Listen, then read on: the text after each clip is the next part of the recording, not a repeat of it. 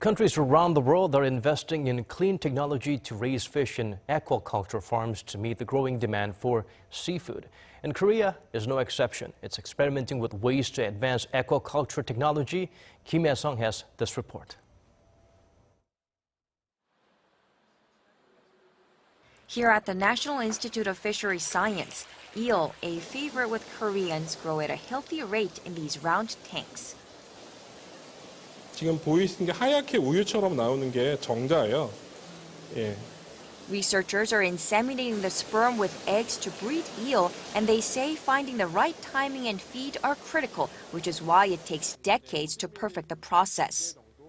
To speed things up, the institute has invested over $5 million in eel aquaculture since 2008.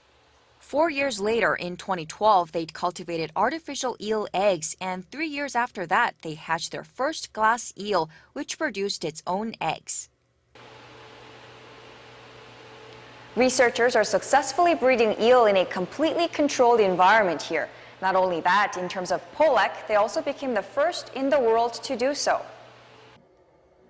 Pollock has been absent from Korean waters for more than a decade due to overfishing and rising ocean temperatures.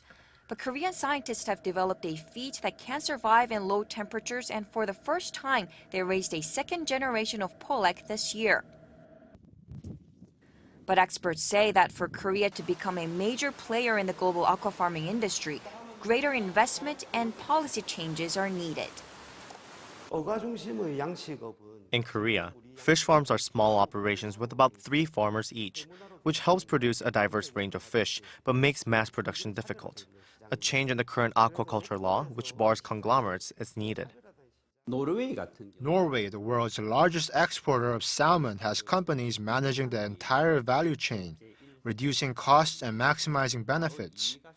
Countries like Denmark or Japan are also investing in clean technologies like smart farming and equipment for high-quality mass production. That's why the institute is testing a remote control system called RAS, which is scheduled to be commercialized by 2019.